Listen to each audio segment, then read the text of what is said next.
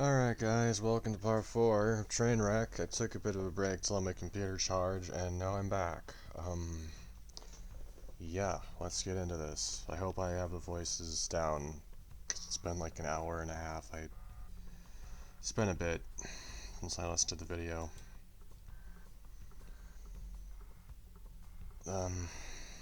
Okay. Fucking goddamn it, let me go! Before I'm able to fully grasp what's going on here, Ukuru's violent wail assaults me as we walk through the door. Wait, that's that bear and Clancy. They seem to have Ukuru restrained, the bear hugging his arms to his side while the turkey grabs his legs. What's going on here? Hey, carrot!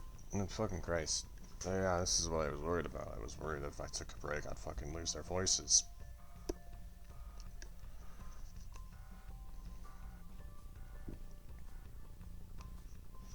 Oh well, it's 3:14 p.m. Hey, be careful! Oh boy, stop my tracks and feel Ethan bump into me. Immediately after, the sound of a loud thud rings out behind me. Sounded like a bag of bricks made contact with the floor. Shit, I'm sorry. Oh my god, I'm sorry, little buddy. So that's the one you kill. That's not his voice, whatever. That's the one you kill, you fucking asshole. Their voice rings out as one way too shrill to belong to either of the men. Hold your horses. Bear responds as a deep timbre carrying poorly through the train ambience. Look at him, he's covered in blood, and 2 more people walk through the door with a corpse? What else could it be? Oh, there it goes. The fucking weasel, he's just... Hey, you guys, let him go, he doesn't hurt anyone. How will you know that? When he voice walks into view, its owner revealing himself to be a cream-colored canine. Someone familiar wanted that. He was in the room with us, he hasn't hurt anybody. Can you guys tell me what's happening? I worry I'll get kicked in the face if I turn around. Damn it, let go of me, let me go! Patience, son, I'm not too keen on holding you here either. Just want to get all the information and make sure everybody here is safe. Told you I haven't touched anybody! Can I get a source on that? Oh my god. God, I hate that. Yeah, the source is me. I'm telling the truth. Kuru flails his legs around. Jesus Christ. Kuru flails his legs around, nearly tearing his way out of Clancy's grasp with a sudden outburst. What the hell are you guys? Used to be talking to us. Are you stuck in that room just like we were? What, are you deaf? I asked you a question. Red Panda, hello, I'm talking to you. Please, there's a red panda over there? Damn, my little German friend, are you there? Got some painkillers in my baggage because you fetched them for me. My back is on the verge of giving out. You have to hold on, Doc. Listen's jumping like hot grease in his skill, and I ain't letting free till we know what's going on. You two, who's the weasel? Is he alright? He's dead. Look at him. There can't be any other answer. I mean... that's not a yawn. Whatever, who gives a shit? Everyone's attention turns back to Jude as they sit up and let a loud yawn. Hail, God bless and good morning.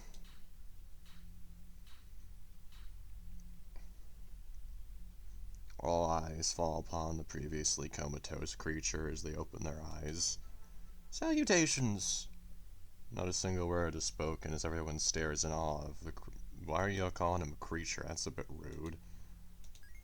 Friend! It's so good to see you again. Bear turns to me, a big smile adorning their face. 'Twas you holding my hand, was it not? Thine gentle touch was second only to God's light and guided me through my darkest dreams. I think my jaw hit the floor when I saw I'd been holding onto their hand again.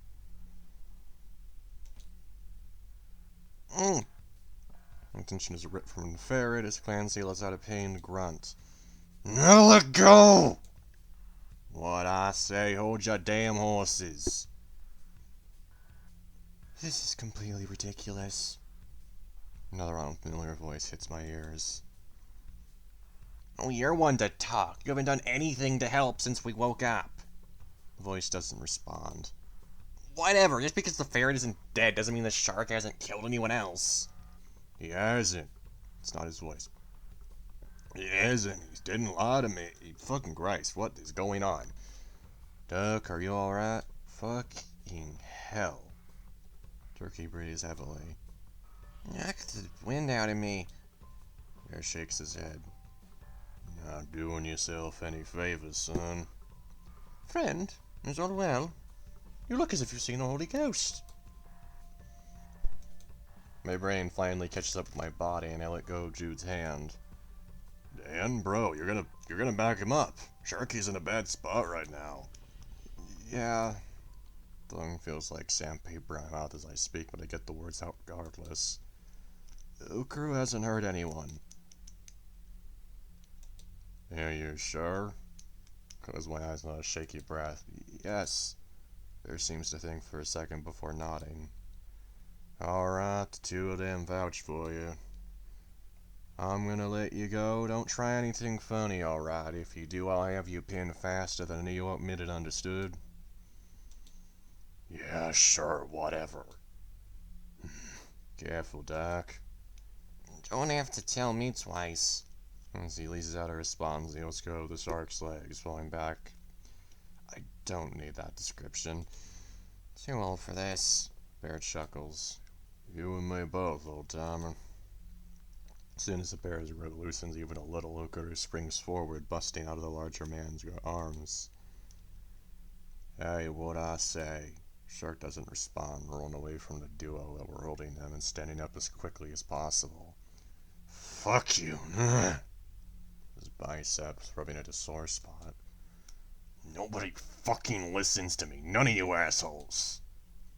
Hey, I vouched for you from the start. Soon enough. Why didn't you follow me through the door? What? Wouldn't just leave little buddy behind? You mean the dead weight we were stuck with? Hmm? Jude tilts their head. We're completely knocked out. What if the door had closed and knocked them in there? Remember, we needed each of our L gears to open the door? Did y'all have to do the same puzzle we did? One with the numbers? I think I get the timeline of events now. Y'all saw the puzzle before us, and Mr. Ikurao busted out before y'all got a chance to carry out Sleeping Beauty, is that right? Shark's face scrunches up with cringe. Keep my name out of your mouth. That was one of the worst pronunciations I've ever heard. How about just Ack, then? I used to know an Ack. How about you keep my fucking name out of your mouth? I grumbles, folding his arms as he backs himself into a corner. Friendship is truly one of the great blessings of this world. Stupendous. That's my old friend from Spalding has sent me a letter. Beautiful city, a beautiful garden, proprietress. Boy. What the fuck is wrong with that guy? Dan, is he, they okay? That's not his voice. There's no way in hell. Sweet bliss rain down upon us. Can you all feel your souls intertwined? It's all been part of his divine plan, you see. My lord, this was God's grand design, coloring every step leading to this point. My tailor can wait. A new heart has no weight on the soul, indeed. No, seriously, what the fuck is wrong with him? Alright, I think I can breathe again. Nancy sits up, though his chest still seems to be heaving pretty intensely. You know, I may not have given you enough credit back in the room, miss. First a blood-soaked runt, now a raving lunatic. Your amnesia has been upset as the least suspicious thing here, not once but twice. And you still don't believe me? That voice again. I'll have you know I never said I didn't believe you, ma'am. Just found it particularly suspicious. Wait, who? Me. Anne reached out from behind the catering table, revealing its presence to us. Bit difficult to see from here, the L gear on their wrist displays the number 8. Really blows me away just how intent on being useless you are. Old Ezekiel, I asked her to look for something to restrain Mr. Ike, should it come down to that. Same as I asked of you, if you remember. Ezekiel folds his arms, pouting. I didn't find anything back here, just so you know. She stands up, revealing the rest of herself to us. Not that I found it a very good idea to begin with. Blood on him appeared to be completely dry. That wouldn't have completely removed the suspicion he'd hurt anyone, since none of us had seen him without it, of course. But the obvious answer was that the blood was in fact his own. What? What makes you think that? There's a bandage on his nose as well. My best guess is that he hurt himself somehow, and his pride is preventing him from admitting it to us.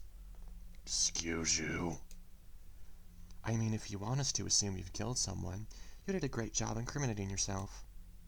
She puts on an impression of Ike. Who the fuck are you people? What are you doing here? You sounded like you had something to hide. But then you... Don't mistake that as me endorsing Mr. Bolo Tie jumping you either. I think that sort of behavior is also immature. Considering the circumstances, I believe in my heart of hearts it was the right call. What is the scenario? Feel the weight of all their gazes piling on me at once. Isn't it obvious we've been kidnapped? By terrorists, no less. Hey, hold on. We don't know that for sure. Fucking crap! I keep fucking up their voices. I'm usually the first one to point out a bigger picture here, but you all said you had a puzzle to solve in your room as well, right? What kind of terrorist does something like that? What if they set it all up while we were asleep? Not likely, unless we were asleep for an extended period. Why the hell would you know? What the hell would you know? Didn't you say you couldn't remember anything? I wasn't lying to you. No, she's right. That doesn't add up. I'd explored this train quite thoroughly before we were knocked out. None of the things we discovered while solving that puzzle were there before. As much as I don't like it, I'll just have to take your word for it. A little bit of trust goes a long way, you know. So what is this, then? Some kind of game? Games usually have winners and losers. Astute observation, asshole. Dan, are you holding up okay? You've been really quiet. I'm sorry. In reality, I haven't been able to focus on more than their voices. Thoughts of who these people are, what they were doing here, hell, everything. What the fuck have I gotten myself into? Were we really kidnapped by puzzle terrorists? It was a hard sell. My mind would have kept running wild if I didn't feel Ethan squeeze my shoulder. Dan, you don't think I could still ask you to go look for my luggage, do you? You know got down with those good German athletics your country was bragging about. You're German, Dan? You teach me any swears. I guess that's a Japanese swear, I guess. I don't know. Pretty sure that's Japanese. Hold on just a second, fellas. You all know this panda? Yeah, he sat with me at the bar. Not very chatty, but he's a great listener. Dan, was it? Do you know anyone else here? Don't want to answer that question. Oh, friend, may I ask you to lessen thy grip? You may just crush my hand to dust. Excruciating. Boy. Oh boy, here we go. The execution game. Or whatever, the killing game, if you want to get all ding and rump on it.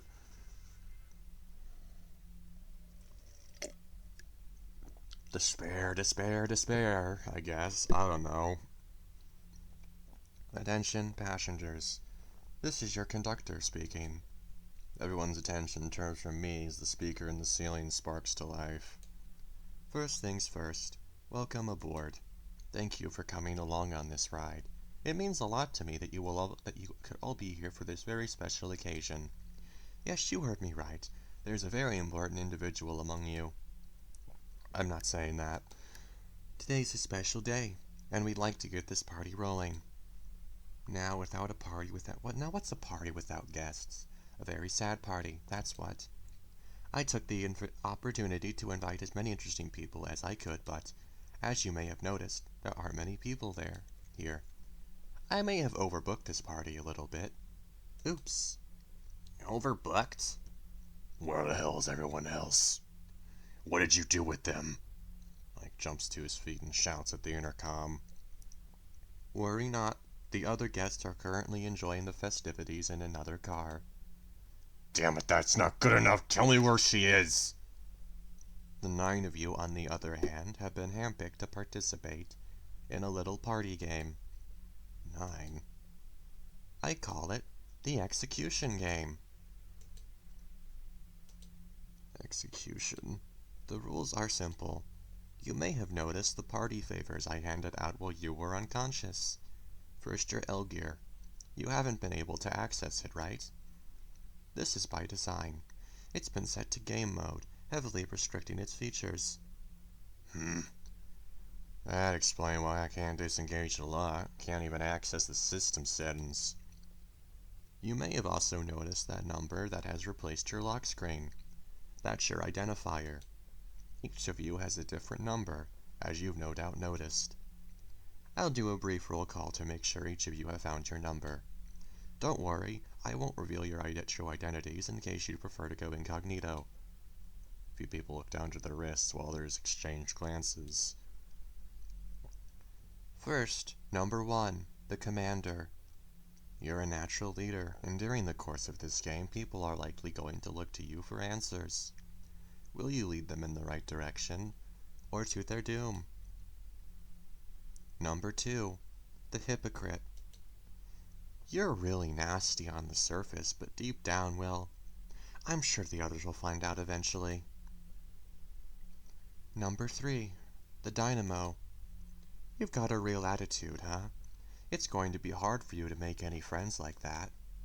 What the fuck is that supposed to mean? Number 4, the loner. I stare down at my watch, proudly displaying the number 4. The selfish one.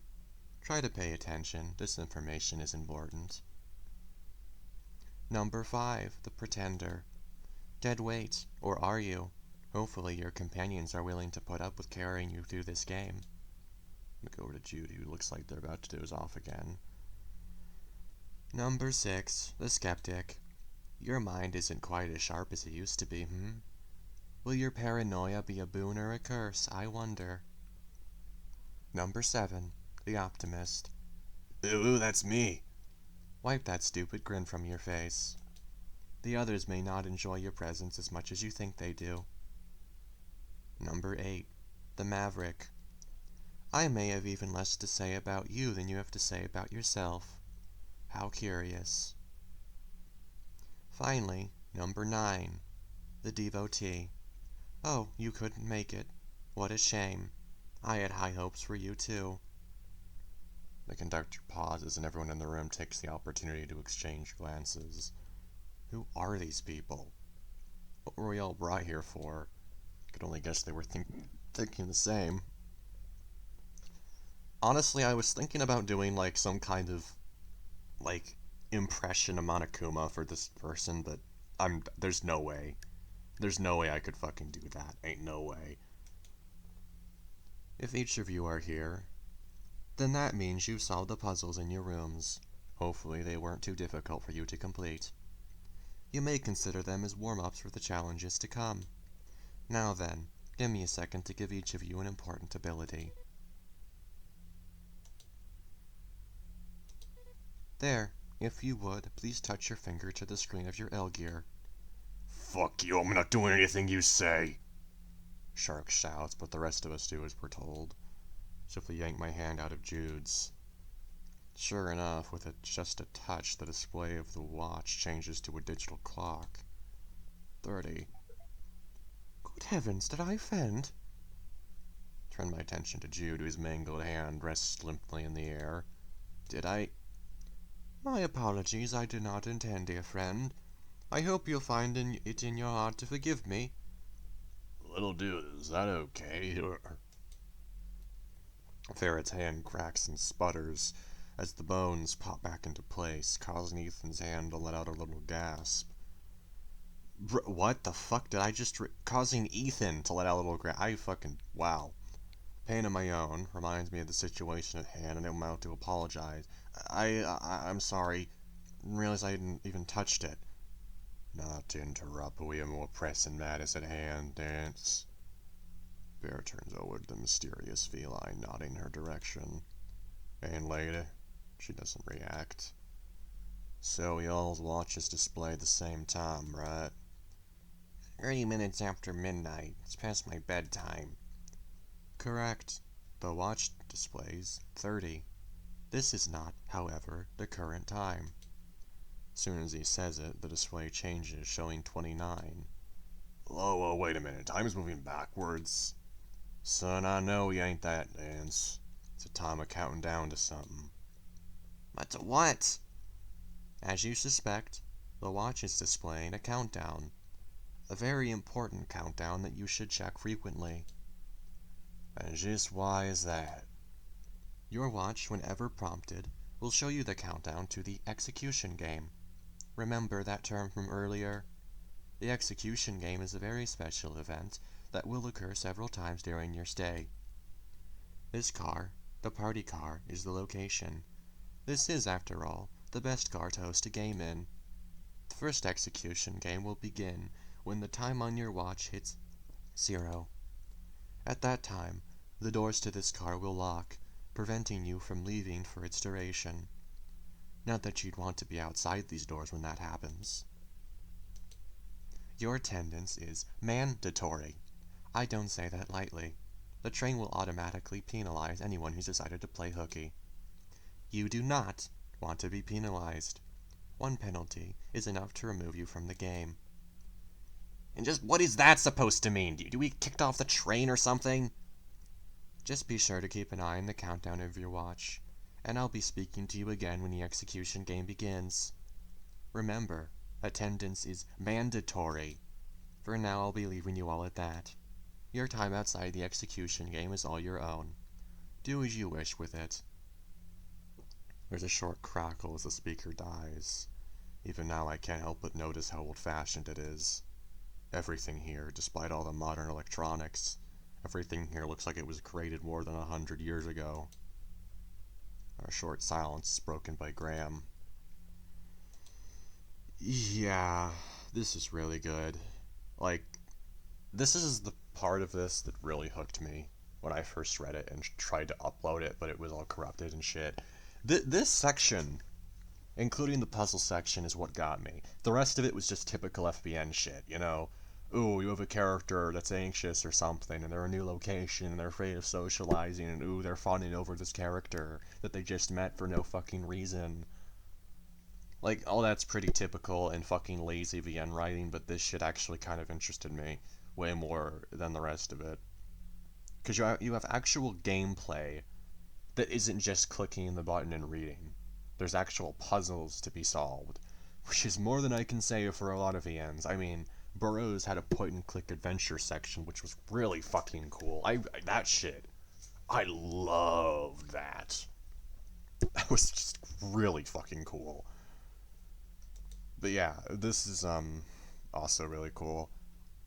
What do y'all make of this? What about you, Commander? His tone is dripping with sarcasm, but the bear responds with a very honest tone. I'm not sure. Having a hard time piecing everything together. We have about 30 minutes before this game, whatever begins, right? 25 now. And we need to be right here when that time comes. That's what he said. It's not like we have anywhere else to go. The other door in our puzzle room was locked. And what? You idiots are just gonna do what he tells you to? He seemed to put quite a bit of emphasis on the word mandatory. He said he'll be locking the doors too. The shark blows out a defiant puff of air, but to my surprise, Ethan is the first to speak up. What is he gonna do? Kill us? Kat's finger doesn't leave her chin as she stands there in silence. I mean, he couldn't kill us, right? Right, guys? I have my suspicions, but if I had to guess, he'll be carrying out his penalties with... No fucking way. Everyone reaches towards theirs at the same time. Mysterious metallic bit jutting out from my neck was still there. I can't believe I managed to forget about it.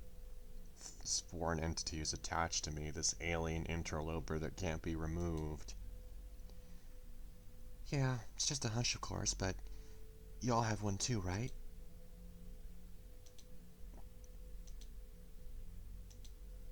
We're all gonna die? Inflection of the canine's voice rises and cracks, cutting to the air.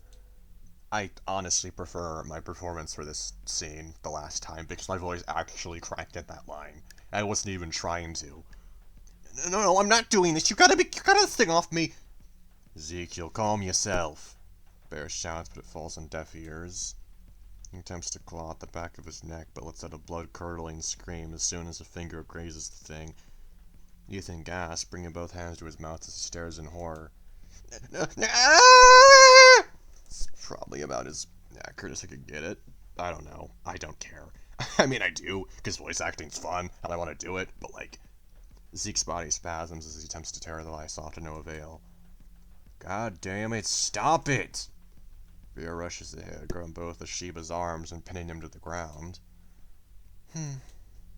Mysterious woman doesn't add anything other than a sigh. The others, however, seem to be just like me, stuck processing too much information.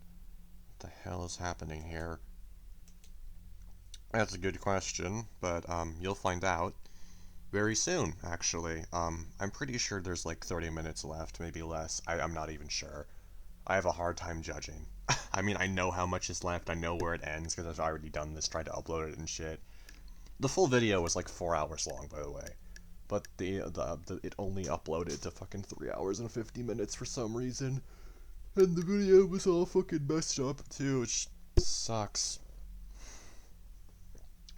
Ezekiel's quiet sobs echo throughout the car as everyone's minds run wild with possibilities. Was it all a bluff? Is my life actually in danger? Interesting. There's a bit of character development. There's a bit of character stuff right there in that line.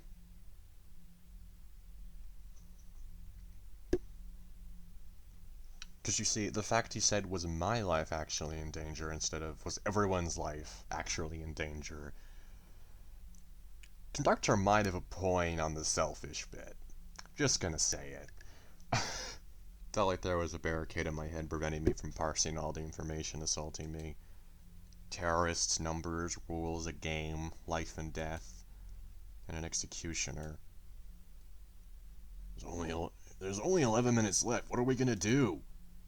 Staying put is the only option. If you believe what he said. If he's lying to us, there are quite a few more. You don't believe him? I'm not sure what to believe. Bear chains back up, leaving Zeke shivering. Well, I'm not particularly fond of the idea of doing as he says. Seems like the safest bet. I'm not so sure. And why is that?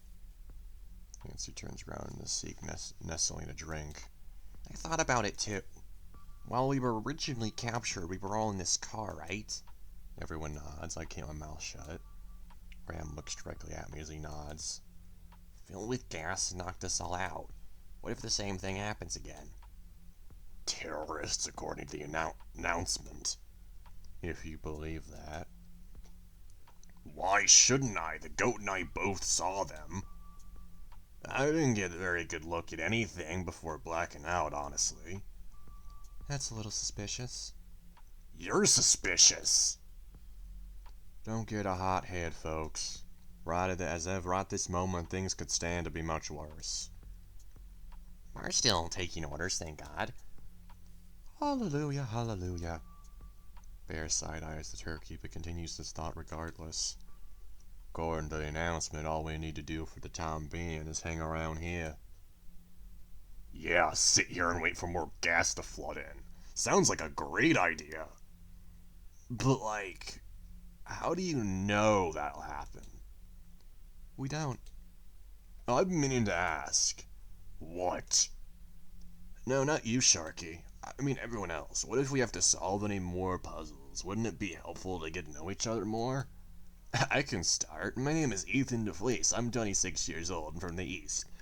You can probably tell on account of my accent, eh? Nobody responds. Of course, that wasn't the game I was given at birth. You see, when I was born... Please, we don't need your life story, Mr. Felice. That being said, I think it's a fine idea to at least learn some names. Won't you agree, Ezekiel? Zeke doesn't make eye contact, but gives a little nod. I think so, too. Dan? Huh? Been kind of my stupor. What are you... Been super clear on my throat. My name is Dr. Clancy McAnsey. I'm a licensed climatologist from the Southwest. The environment is super... that's him. Environment is super cool. Nice to meet you, Clancy. Ethan's enormous smile is met by a beaked frown. Doctor, I didn't spend all those years in school to not be called my proper title. Of course, Doctor, it's a pleasure. Same to you. And you, Mr. Boulder. Please, Doctor, you're too kind. Just Graham will suffice. Wait a second. You're Graham Arnold Boulder? Have you never seen him before? You... I'll assume you ain't a fan. No, you're... Ethan clenches his hands into fists. You're Gab, the CEO of Midland Oil. I've never seen a picture of you or any of the tycoons before, for that matter. You? You're one of the tycoons? No idea I had a fan club. Graham shrugs. Looks like the cat's out of the bag, then. You're a monster. One of the evil motherfuckers that's been draining this country dry for almost a century. Son, do I look over 100 years old to you? Because I'll have you know I spent good money filling in that bald spot. Mostly I don't look a day over 40. Cogs in Ethan's head turn. I'm no different. Could tell he was affluent by the way he was dressed, but to think one of the men that owned the U.S. was here on this train. Well, I suppose I don't need to introduce myself since one of my biggest fans was here on the train with me. Shut up. His voice is quiet, but Graham just shrugs. Any volunteers to go next? Spotlight's starting to hurt my eyes. My name is Ezekiel. Sheba's voice is still a little hoarse, but is still filled with a slightly renewed vigor. I'm from the north, and I make music. Nice to meet you again, Ezekiel. He smiles at the cannon and gives him a little smile in return. Thank you, Mr. Boulder. Please, just call me Graham. Is that a blush? You softies are gonna make me puke. You've been nothing but disrespectful since we met you, Mr. Shark. What kind of impression are you trying to give? The kind that says don't talk to me, obviously. Catch the hint, I don't care about you people. Of course, all you care about is finding your sister, right? And you don't want any help from the only friendly faces you've seen. Damn right. Dan, you said his name earlier, right? Huh? Shark goes from skulking and turns his head my way, shooting me a look that screams, don't spill the beans. Dan, my dear Vermilion votary, may I introduce myself to our fellow contestants? You may. Jude turns in place like a robot, followed by an unnaturally fluid wave of their arms. Salutations! Do a little hop in place. The law of gravity is barely able to keep the ferret from floating away. Is barely being able. Good lord. The grammar. To keep the ferret from floating away. This one was Sir Julia Wyndham the Pious. Jude's bottom lip quivers as they spin in place. Jude stops spinning and strikes a pose. However, God willing, this one was reborn as Jude, steadfast friend of Dan the Loved. Loved? Correct! I love you, friend. I'm actually going to vomit. Stop. Moving on. I'll assume Dan needs no introduction, correct? Everyone's met him already? No, I haven't. Mysterious woman skulking in the corner opposite Ike speaks up for the first time. Assumptions are a rude thing to make. And if I may be a rude bit more, nobody here seems to know you. Even back in the room, you didn't give us a name. You didn't ask. In what world does who are you not equate to asking someone's name? This one. There are better ways to ask for someone's name. Like, what's your name? I think that's a pretty easy one. Or if you're feeling fancy, you could say, could you please tell me your name or something like that. The English language has many, many ways to ask this simple question, and yet you chose none of them. Clancy glares daggers at the feeling and doesn't react. Honestly? Fine, I'll bite the bullet. Mind telling me your name, miss? I do. Funny. You aren't laughing. And just why do you mind telling us your name? It's not like Ikaru's situation. That's his name, by the way, Ikaru. Dan said it earlier. I'm not sure if you were actually not paying attention or just trying to be facetious, but yeah.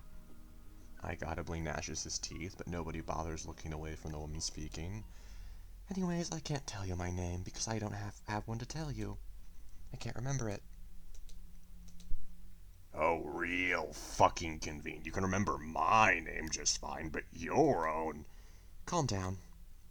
Brain aneurysms kill about 4% of the population every year, and even with how small the Earth's population's become in the last 100 years, that's still a significant amount of people. You're Japanese, right? Despite your youth, I still think your ethnicity puts you at increased risk for getting one. Don't quote me on that, though. Doesn't that sound frustrating? I can remember specific facts like that, but my own identity is just gone.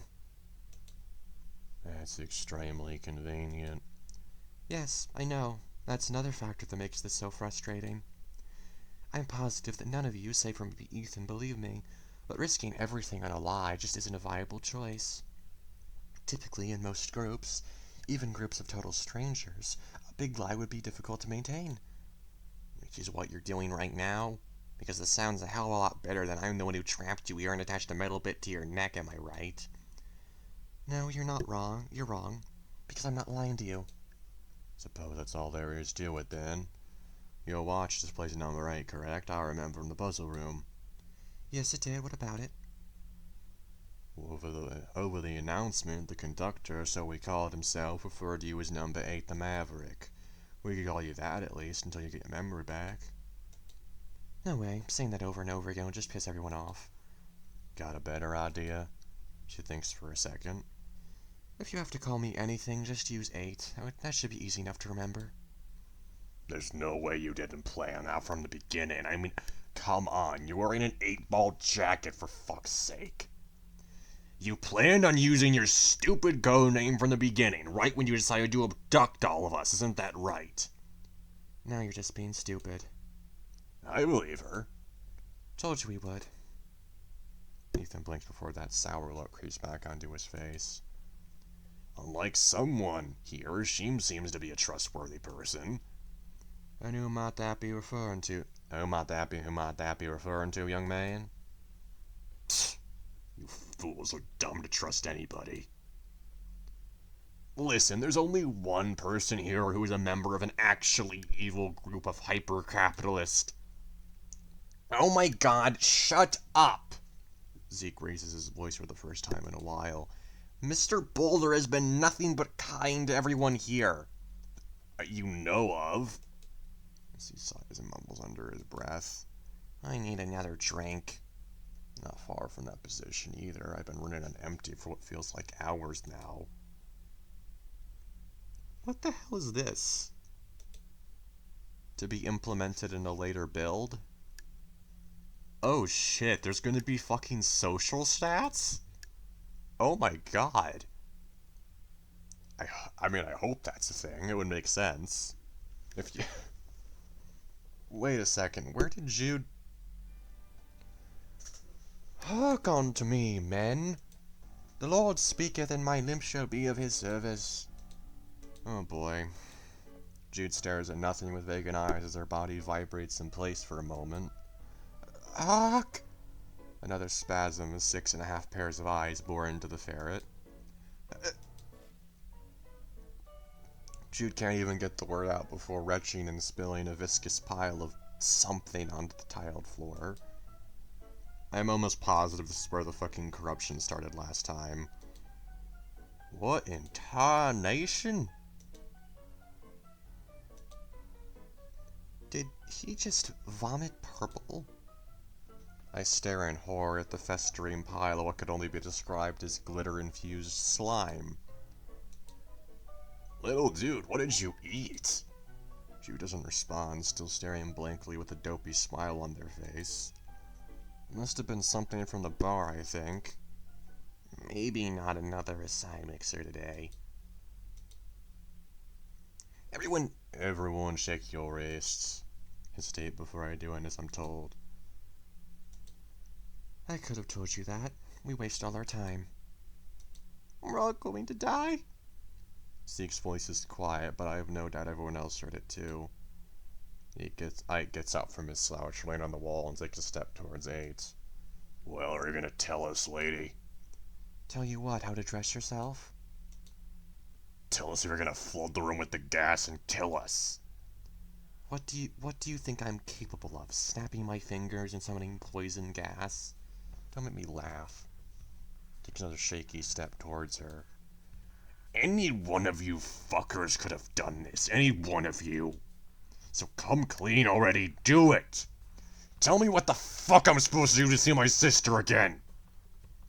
1 minute left. We don't have time for this. Those doors are gonna lock us in here in less than a minute. Yes, thanks for restating the obvious.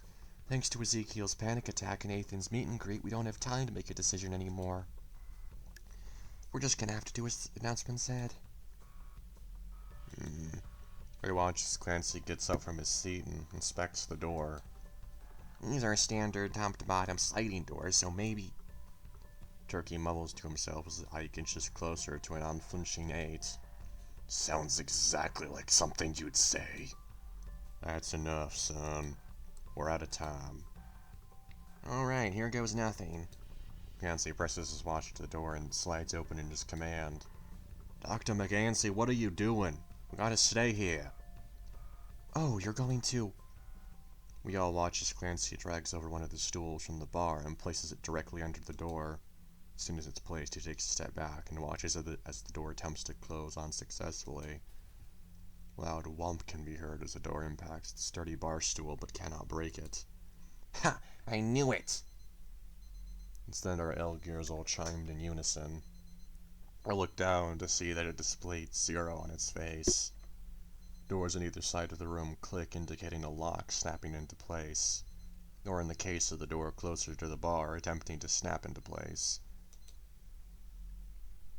Did I mess up that sentence? I think I might have messed up that sentence. Fine work, Dr. McAnsey. Looks like we have the ability to choose now, thanks to your quick thinking. Don't mention it. Nate places a finger on her chin, looking a little dubious at this development. I've been thinking of doing something similar, but... Getting a bad feeling about that room. Of course you were. You upset we outsmarted your little game. Oh, I think... I'm gonna pause it real quick. Alright, sorry about that. Stuff just happened. Oh boy, 44 minutes. I was right. This is probably gonna be an hour or something. Wow. Honestly, I can just call you Ike. I'd do that. Your paranoia is getting ridiculous. Oh boy. Should have done this earlier.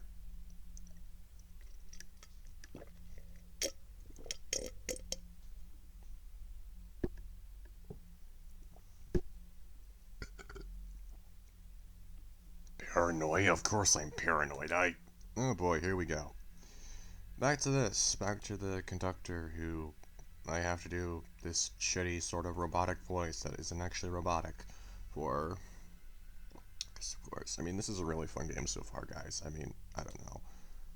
Drew stops in his tracks as the speaker overhead sparks to life once again. Attention, passengers, this is your conductor speaking. Allow me to do a brief head count.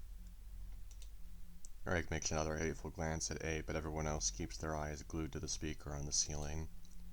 Well done. Looks like each and every one of you managed to keep their head attached to their body. Oh, that's foreshadowing. Oh my god, I hate doing this person's voice. It hurts my throat so bad. Oh god, no, don't do my head for me! That's terrible. Wow, that was terrible. I don't care. It'll be fine.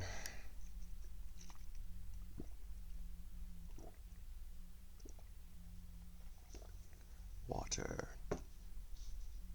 Zeke's hands shoot to his neck again, but Graham grabs both the dog's hands and one of his own to prevent a repeat performance. And with everyone present, that means we can begin our game proper. Let me be the one to welcome you to the execution game. Oh boy, here we go. Danganronpa shit. Oh boy. These moments are going to be some of the most important in your life, no doubt. I designed it myself. Ah yes, by important do you mean traumatizing. Please, hold your applause. Oh, good grief. This dude's...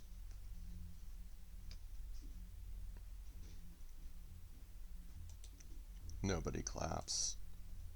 Tough crowd. Regardless, please take a look at your watches.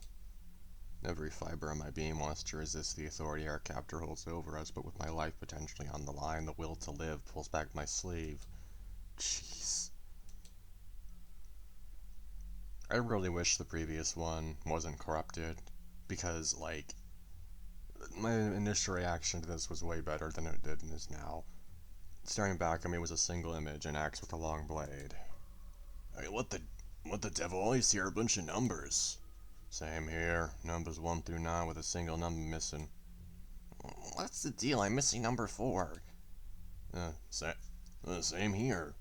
Likewise, our number 9 seems to be grayed out as well. The execution game. Is this a headsman's axe? You look awfully stuffed, Dan. What does your watch display now? Interesting, right? On your watch, you should see a group of numbers, each one representing one of you. There is an exception, however. You noticed, right? Number 4. Hold on a second, you're going to execute Dan? No need to fear, you're not on the chopping block today. You will not be filling the role of victim, no. You'll be playing the role of the executioner. Oh boy. Spooky. Lucky. Or perhaps not so lucky. After all, that means you'll be playing against everyone else. I can feel the weight of the universe crushing me to dust and spreading my atoms into the infinite. That's a hell of a sentence. Fear, doubt, suspicion, interest, and all of their thoughts are boring in to move through their stares. Oh boy. Entire body freezes. The fumes I've been running on getting thinner and thinner by the second. It's us versus him. Ain't that a thing? Dan, why Dan? Wait, so...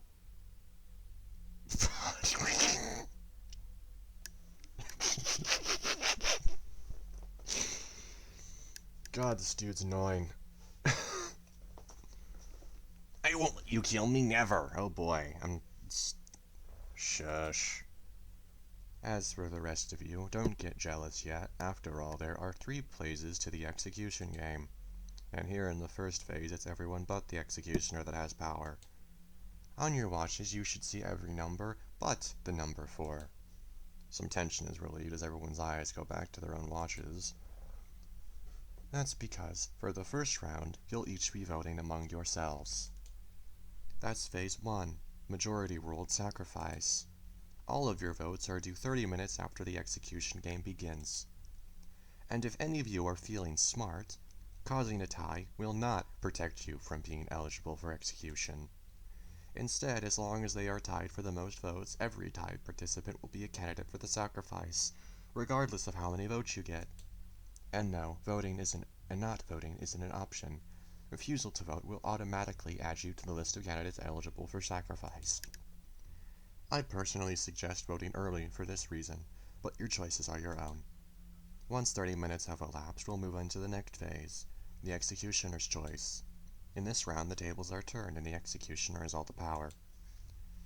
The display on their watch will change, displaying the numbers of everyone up for execution. Wait, so you're gonna make Dan kill one of us? However, that alone isn't the crux of this game. No doubt you've noticed. There are more people on this train, right? Ike shoots up screaming. You know, where the hell is she? Where's Omiko? Oh boy. Reasonable reaction, honestly. I mean, she's already 4. Fucking Christ.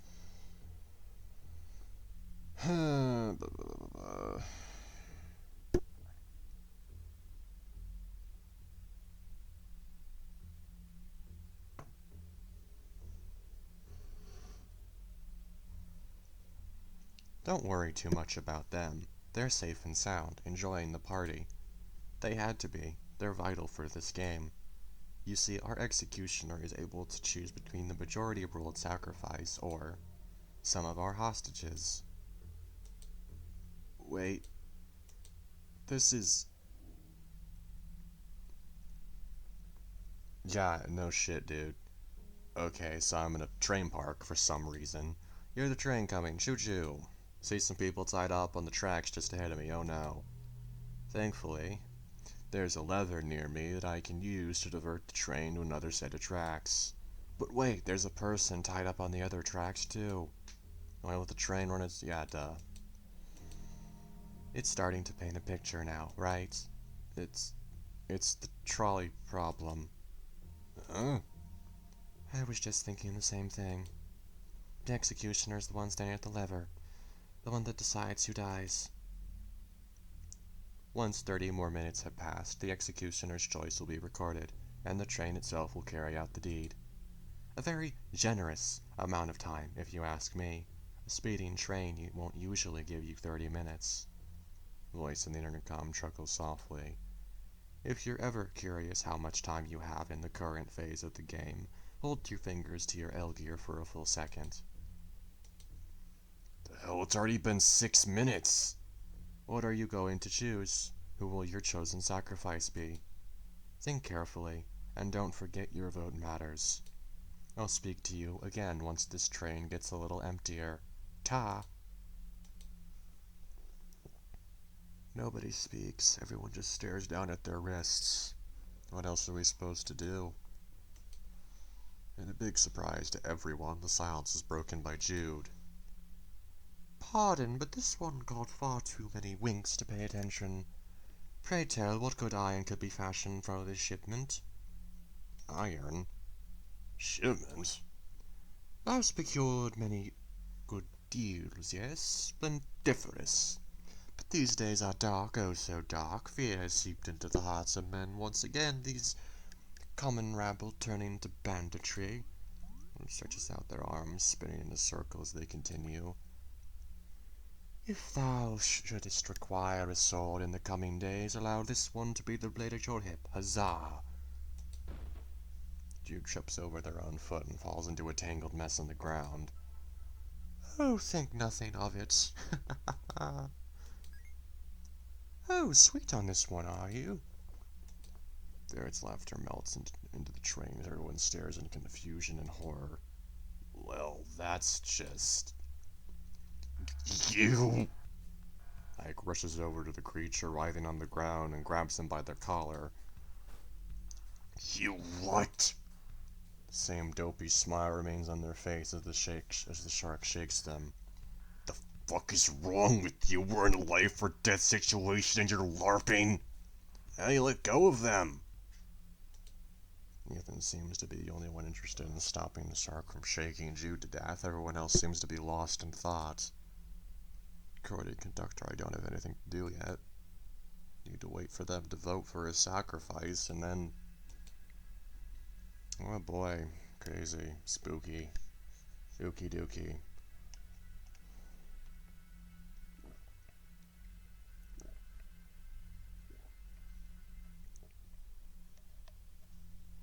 Nearly at the end now, like, 10 minutes, maybe? I don't even know. It's close. I nearly forgot a rule. Everyone's eyes shoot upward towards the speaker at once. It's very important that you remain civil during this game.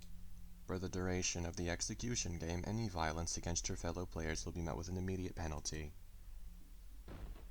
Ike's eyes widen as he lets go of Jude's collar, causing the ferret's head to connect with the floor with a sickening crack. Jesus. We aren't animals here, people. Treat each other with respect. However, due to a special rule, that rule is even harsher for the executioner. Should any harm come upon them, every player but the executioner will be penalized. Without them, we couldn't even play this game, so be sure to mind yourself around him. Alright, no more interruptions. Have fun, everyone. Well, thank God for that. If there weren't a rule like that in place, this insane shark would kill all of us himself. Very visible vein throbs in Ukuru's head, but he cuts himself out before throwing out another threat. Special protections? Nearly jump out of my skin when I look down and see Jude at my feet. Gramercy, my lord, Gramercy. Jude, please. Flinches, they wrap their arms around my legs. Good grief. I am but a thrall, an object at your feet, 'tis true. Stop sucking up to the guy that's gonna kill you. Hey, Mr. Boulder. Nick's voice comes out as a squeak. What are we gonna do? Seagram and Clancy seem to be entirely uninterested in all the drama happening on this side of the car. Not a good sign if even you're stumped. Aren't you supposed to be playing leader or something? Simmer down, I'm thinking. As he swirls the rest of his current cocktail before speaking up. I've got an idea, though. Oh? Let's hear him, Doc. Turkey smiles at him. Oh, boy. Of course, Mr. Boulder. He downs the rest of his drink in one gulp and slams the empty glass onto the bar. This conductor, it can be assumed he's watching us, right? Most likely, yes. Which means there are probably hidden cameras hidden all around the place. Recording technology has been microscopic for at least a few decades now. Cameras at my job record in ultra-high definition and are smaller than your pinky. Aren't you a climatologist? Why would your work involve cameras? Shush, that isn't important. Now, do any of you keep with television? Television? That's so 20th century. Old people, probably. Can't recall a screen that wasn't shilling some overpriced garbage. Does television even exist? Graham shakes his head. Maybe if time allowed me, but I'm a busy man. Yeah, busy destroying the damn planet. Ethan's voice echoes over the relatively quiet car as his typical smile is replaced with a big scowl. You're the exact type of idiot that watches TV. Nancy shoots a quick, bitter look at the dog before Graham speaks up. Hush, the adults are taught. Fuck you. Anyways, there's a show that's been airing for almost a decade now called You Cannot Escape. Basically, 9 randomly selected people are told they won a sweepstakes for a dream vacation, but it's actually a trap. Once they arrive, it's revealed to them the location they're in has been sealed, and they'll have a limited time to get out and win a prize. They'll need to work together to try and escape before time runs out. There are a lot of puzzles scattered around that they're required to solve. As he stands up, stumbling a little before steadying himself with the bar's counter. But if they escape, they all get a big cash prize and a dream vacation they were promised from the get-go. As he clears his throat. Inside, it's pretty entertaining television. I like to listen to the recounts when I'm out hiking sometimes. Sure you do, old man. Ricky shoots another dirt before seating himself. Nate speaks up shortly after. You left out some pretty important information there. That, of course, is the biggest difference. Well, I noticed some parallel between what's happening here in the show. Nobody was ever threatened with an execution. That would be bad. That is, if our conductor isn't bluffing. Isn't it against the law to threaten people with the loss of life even in a game show? His eyes glaze over as he seems to stare into nothing in particular. You'd be amazed at the things TV studios get away with these days. As he taps on the bar, probably ordering another drink. So what, you're implying that those terrorists that gassed us were just paid actors? He makes a point, I agree. Ike is covered in blood we don't even know who it belonged to. It could just be prop blood. Sometimes a show will go out of its way to make someone look extra suspicious. It's a great way to sow distrust among the group. Hell, someone there could totally be in on it. That was the gimmick for an episode 2. Doesn't this all this being fake seem way more likely than the alternative? I don't disagree, but what about these? Turn around and point at the metal lump sticking out of the nape of my neck. Doesn't that seem kind of extreme for TV? Maybe it's a gimmick. Like maybe they're just glued on and they shock you if you touch them. It's not electricity, dumbass. These things are very obviously connected to our spinal cords. The shocking sensation you're feeling are your pain receptors responding to nerve damage. And just what the fuck would you know about bones or whatever? Turkey said that TV executives are fucking crazy. Oh, so now the late-term abortion is gonna step up to me, huh? That fucking line is amazing. That's just great. I love that. When I say to shut your trap, I meant it, boy.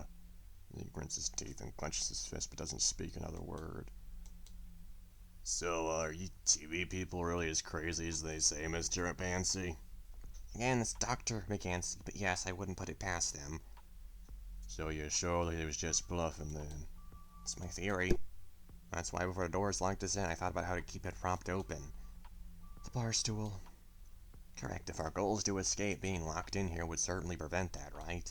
It's likely why the set designers left those stools so close to the door. If we got stuck early, it wouldn't be very entertaining. Why do you know so much about TV anyway, Mr. McAnsey? Listen to a lot of podcasts, okay? Just... So what, you think we just need to crawl under there to move on? Nobody has to die? Grimaces before lowering his voice to a whisper. Swear to God, if you're laughing at me on your screen on me, I'll fucking kill you. I don't know. Beeline stares into the dark abyss beneath the half-closed door. I've got a bad feeling about this. You're the paid actor, aren't you? What? Nobody saw you with the party. That makes you the most suspicious. Not to mention amnesia is a bullshit excuse. Just like her, I can't look away from the door. Is it really the only way out of here? Or... Calm down, remember the only way to escape is to work together? Nancy gulps down a significant portion of his new drink before letting out a satisfied sigh. It's not supposed to be that easy. That's why you need to stay on your toes. Or is a mistake? Is it really that easy? No, it's not. No, this just doesn't add up. I have to say something. No, I agree with 8. Your stares turned me to dust again. I should have kept my mouth shut. Dan, aren't your people known for their bravery? Of course the guy who got the most powerful role doesn't want us to escape. You're in it too, aren't you? It's like that. Hey, don't be mean to Dan. Ah, great, Dan. If you have some thoughts, please tell us. Still not sold on this idea myself. Gulp and summon the best argument I can. It just feels dangerous, you know? None of us know what these things stuck to our necks are. What if they're really dangerous? Announcement said we had to stay here. That's it? You actually believe that horse shit? Oh, well, that is not okay to say. What, are you half horse or something? Besides, maybe there aren't any horses on this train. I can't even begin to unpack how fucked up that is. This was a mistake. Clancy gives the jam door another once-over. Should be able to fit through if I bend over. You know, you're dead set on this, then. Turkey looks back at us and nods. Yeah, I've been thinking about it, and I'm positive this is the only way forward.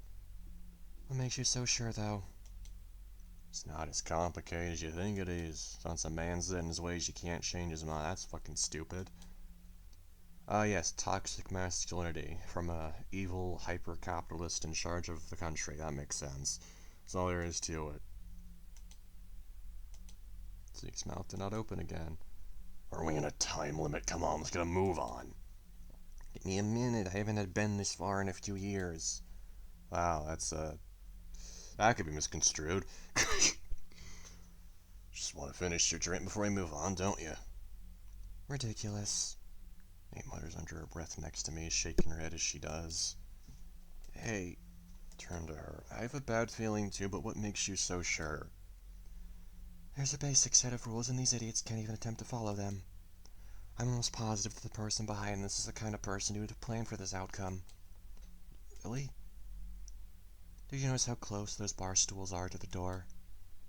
Yeah, but this area was set up to host a party. The closest bathroom was right past those two doors. It makes sense for the bar and its stools to be so close to those doors. That's assuming this place wasn't set up just for the game. Do you think the party was just bathed? What about the terrorists? Did you see the terrorists that we were talking about? That's what I thought. Your face when they were talking gave you away. No friend of mine would be caught with his trousers round his legs. Nonsense. How long has that been there? Jude continued to babble incoherent nonsense while twirling in place. Don't worry, Jude. Don't worry about Jude. They're harmless, I think. Nate raises a brow. How can you be so sure? Oh, Lord, I beg thee mercy. Perish the thought, nay, perish the speaker. God works in mysterious ways. Okay, and the real answer, now. I'm not. It's just a feeling. She sighs. Of course it is. Hey. Oh, wait, don't tell me. Once a man's set in his ways, she can't change his mind. She opens her mouth and forms a fake vomiting gesture. It's not like that. To be honest, I probably overthink things more than anyone else here. Hey, what are you guys doing over there? About to head out. Ethan calls out from the side of the car, causing 8 to sigh again. Looks like we're out of time. Feel the pit in my stomach growing back. Come on. Attendance for this train wreck is unfortunately mandatory. Is it time? Back at Jude only knows I grabbed their hand once again. Mustering up the last of my courage, I give them a little nod. We step closer to the crowd that's formed around Clancy's agony, but we eventually make our way over there. What are you guys talking about anyway? You missed his big explanation how to avoid paying tax and game show prizes. I can see we didn't miss anything important. You really don't believe in him? Is that such a ridiculous belief? The man has consumed at least 8 alcoholic beverages in the last hour. His speech has been slurred, he can barely stand, and you're expecting him to lead you anywhere? You sure of this? So I am too. If we're gonna get out of here, we need to do it together. H just shakes her head and turns away. That's all there is to it, everyone ready? Yes, Dr. Captain. He pumps his fist and cheers. Lead the way. God, can you get on with it already? We're nearly out of time. 10 minutes is plenty to investigate that door. No need to rush. Don't you guys worry. Not, I believe in you, Mr. Dr. McFancy. For the last time, forget about it. Legislator closes his eyes and said a slow breath. Thank you all for believing in me. Nobody's ever... His eyes glaze over with a sticky wetness.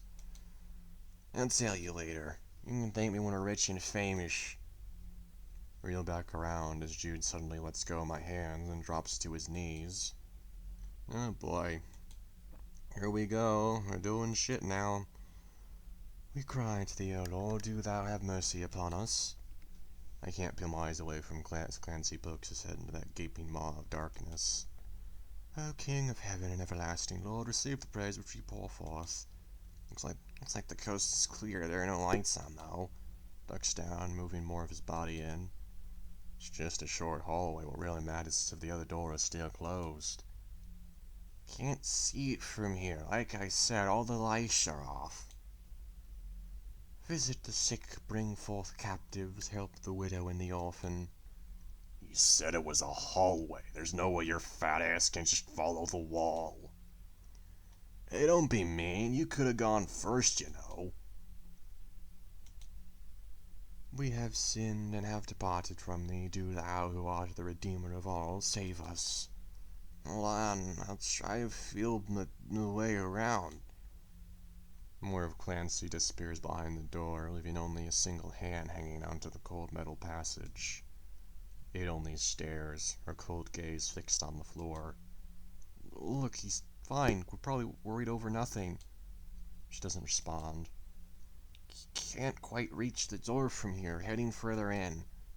Have mercy on the penitent and wash away the stains of sin. Good grief, Jude. Stop.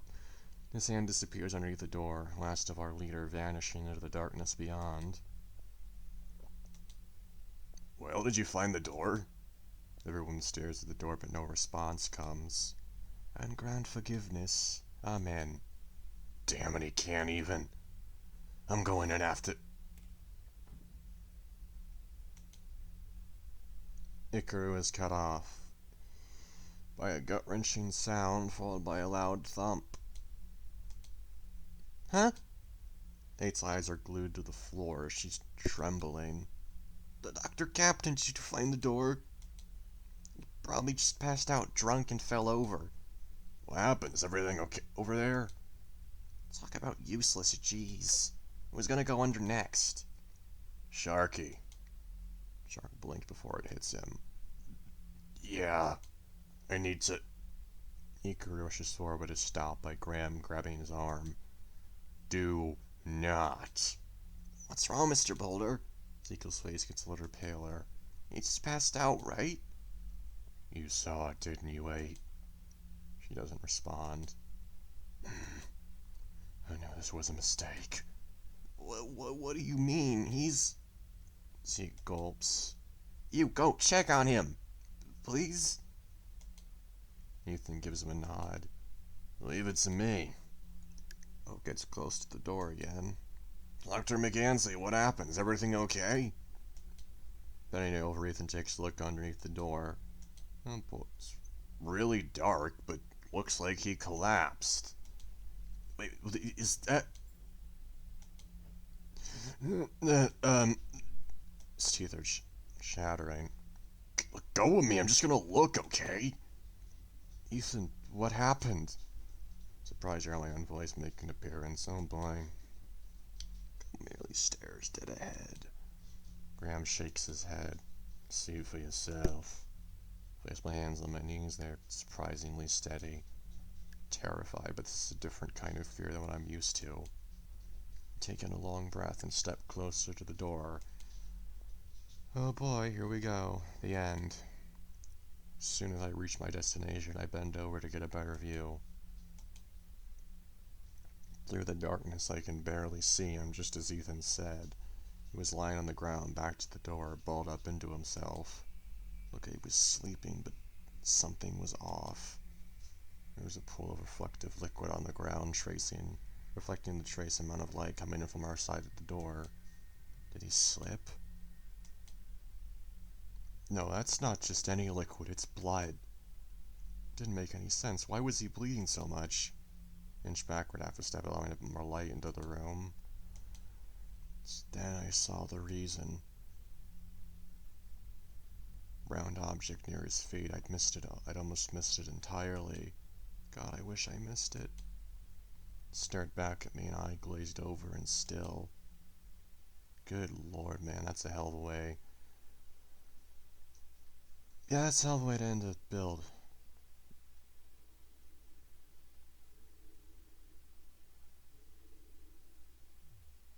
Oh my god, that's chilling, actually. Wow.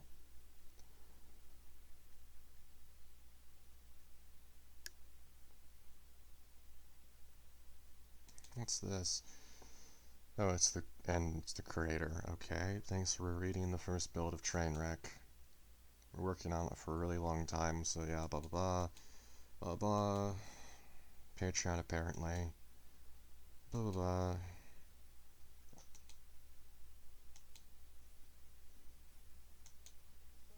Okay, yeah. Like I said at the end of the last video that I did, but it got fucked up. This is a really, really interesting FVN, and I'm looking forward to build 2. The characters are all well fleshed out, they're distinct. The art style is interesting, the way that everything moves and stuff. It's really cool. This is a really fun game so far, and I'm looking forward to the next build for sure. So, yeah. Thanks for watching. Thanks for watching, everybody. Hope to see you in the next whatever video I do. I don't even know when that's going to be. Probably just going to be some random ass video that no one really wants to watch, but whatever. Fuck off now. Bye.